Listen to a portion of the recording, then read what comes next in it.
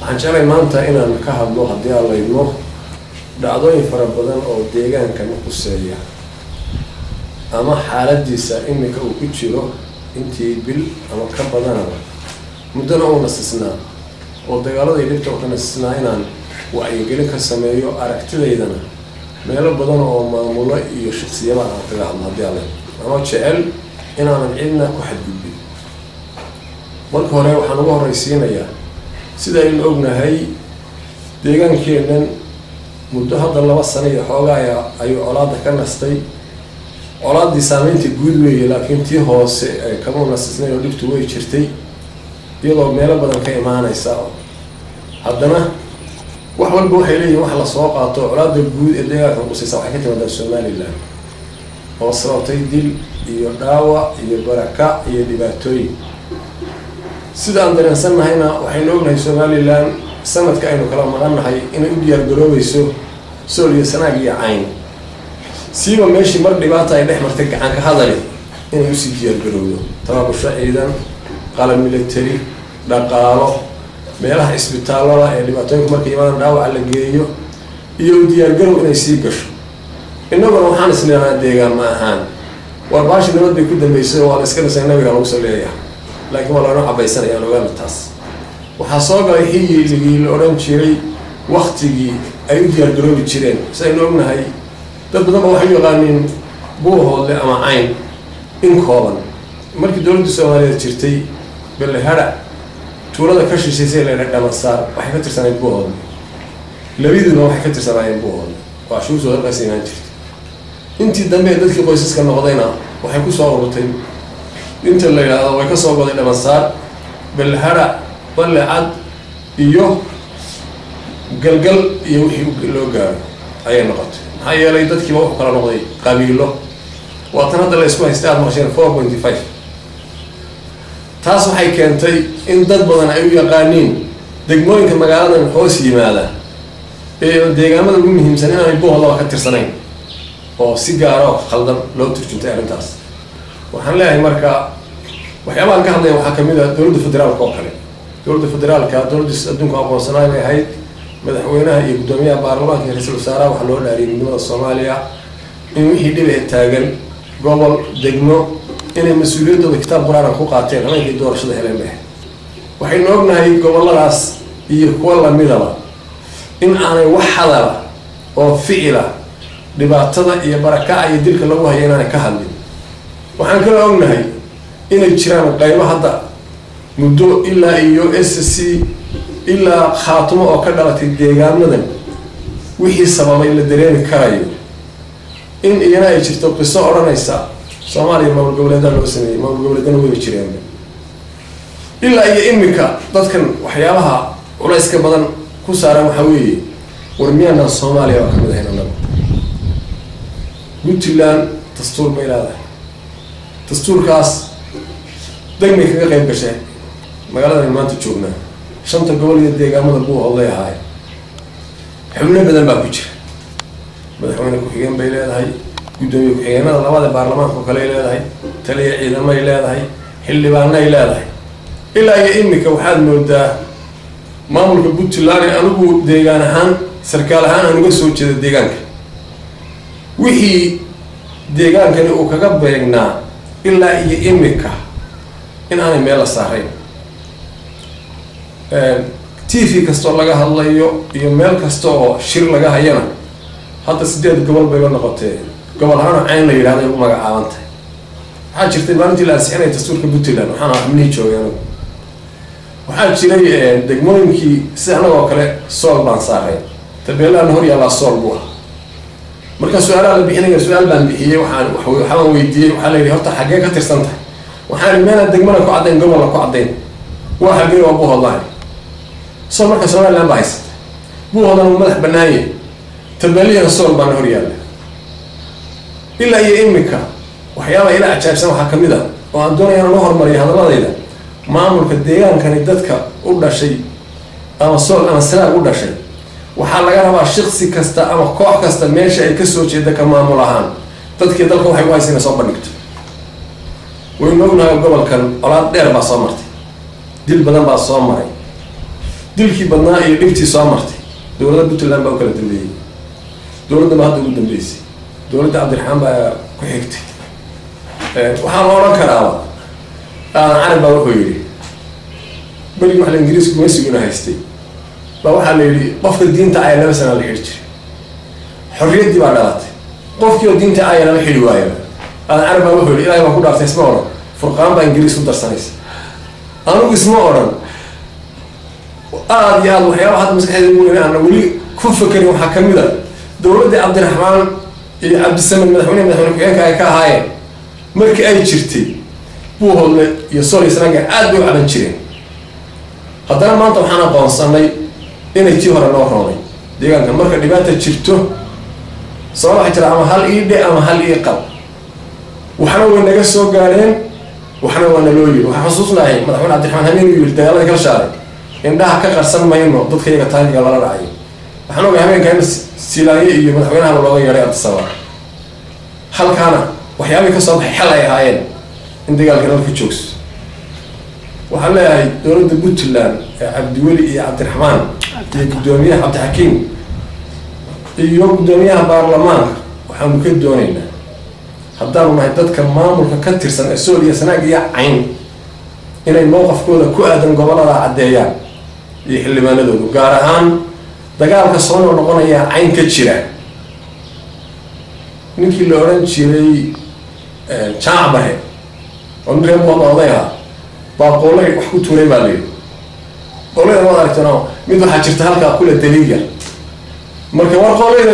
nabiga suntada hadii hadii loo gustay managa xishay ma suurta galaysa in dadku ahaado qolayda nabiga suntada ما سويت جلس على تاس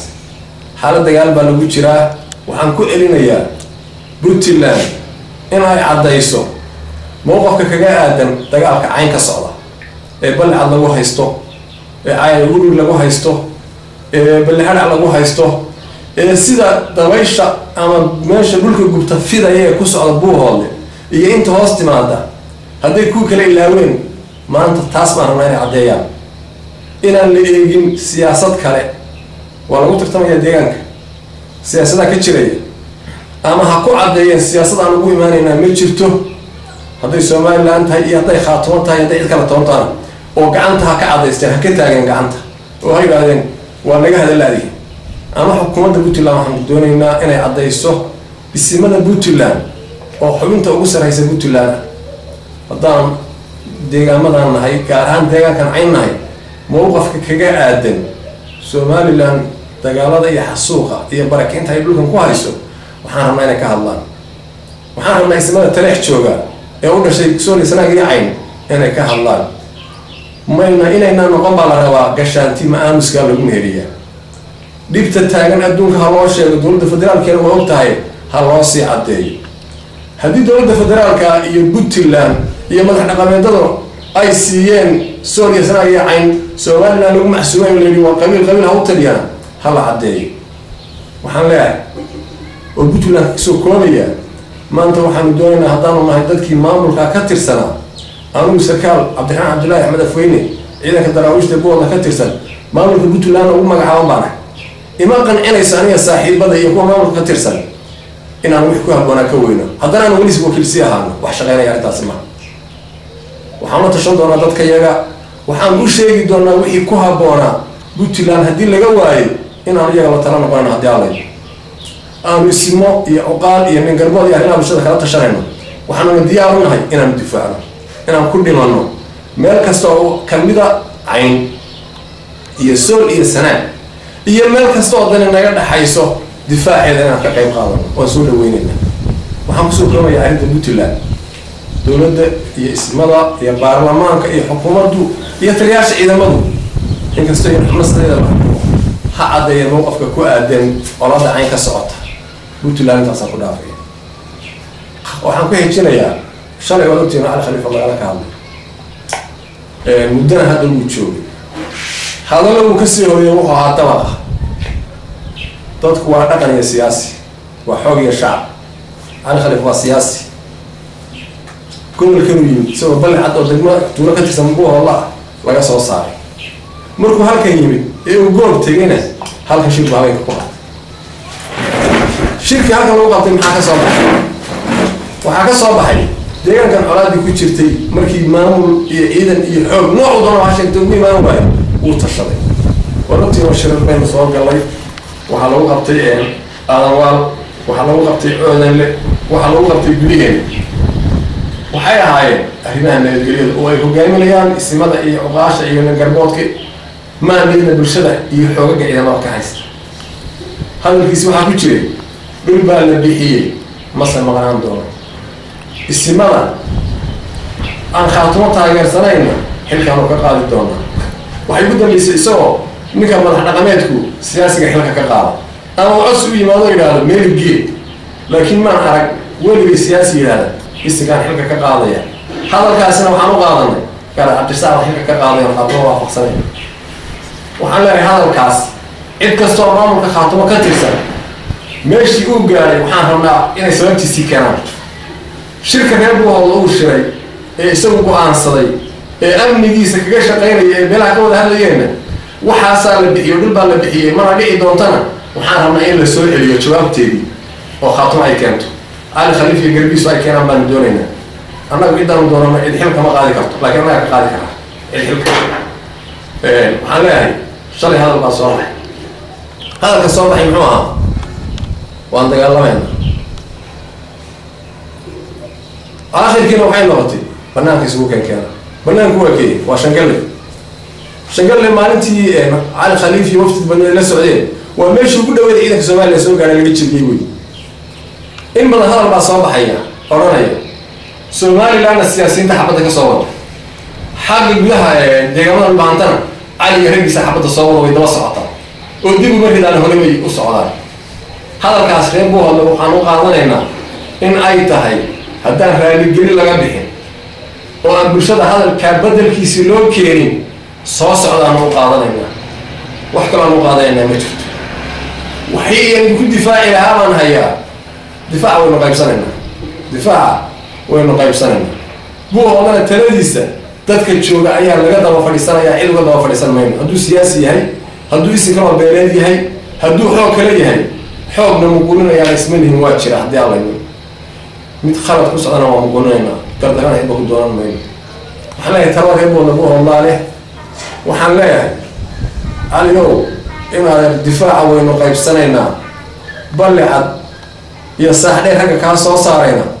waa bahar same waa barkad waa dhulbaanta waa raggan madaxda u ahay jifooyin baynu kala nahay jiidda kala bayl ninka jooga baanu adiga ragga saaxdheer u diraynaa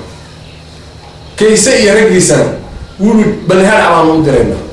inta xagga soo xigtana reebo Allah kala anaga hormud ka noqonayna soo wuli aageeda difaac waynu qaybsanaynaa banaanka la keeni maaye dagaalkuna meel baad taagan yahay waxaan doonaynaa waxaad dhulbaanta u haysana in aad soo bardhigto oo shaarka ka qaado talaa waxaan inay isku difaac tala waxaan haysana waxaan kugu ilaalinaa deegaamada dambe dhexe anana wixii tashi oo wada qaadan waxaan qabaa in la mideeyo xooga u arkay cadawga Soomaaliland inuu cadow yahay in la mideeyo baan aaminsannahay in laga midoobo ayaan aaminsannahay waxaan u diyaarnahay cid kastoo xabadda Soomaaliland ku ridaysa waa soo dhaweynaynaa waayo cadawga saaxiibka baa leeyahay taa waxaan kaga tegayaa deegaanka buuqda kaliisa isaga iskale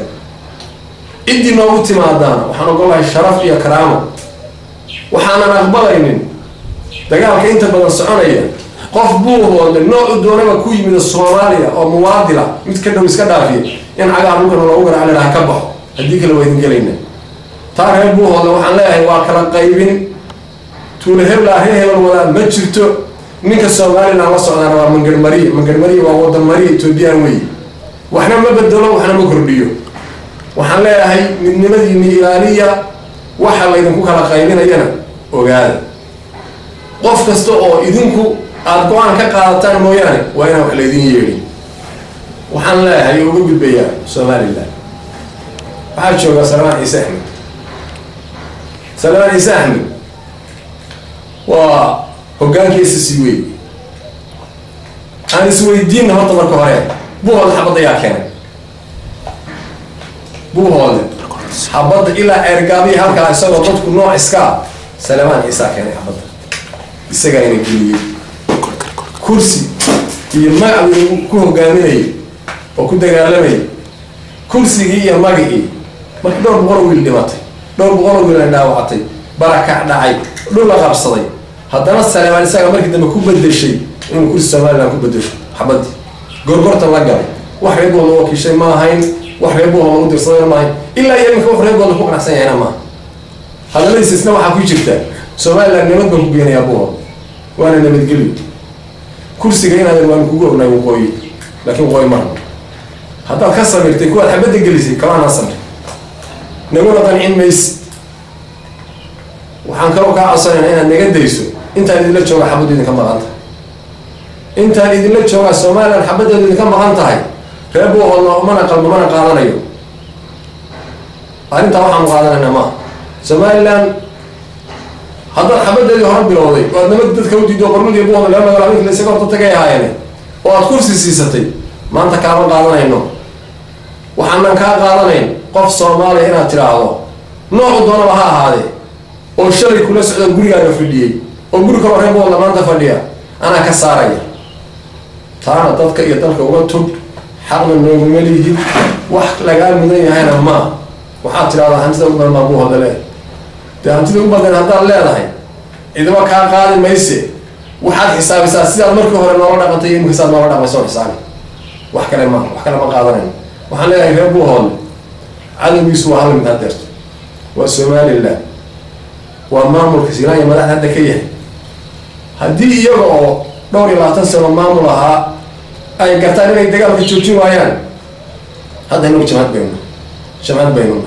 سيدي يقولين شنو ما يقولين ليا دقال كانوا ولا بدليا هذا ينبت كلام نبت كانوا غير ربما وقولنا إلى قولنا ما هيسمع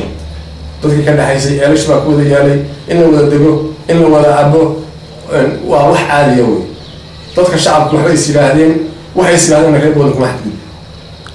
لكن وحنا ما مركز طول ما مركز سلاهدين وحشة وين دقال مال كريم هذا الوقت اللي يقول هذا خرب في الياء عينه خربه الله خير الصورة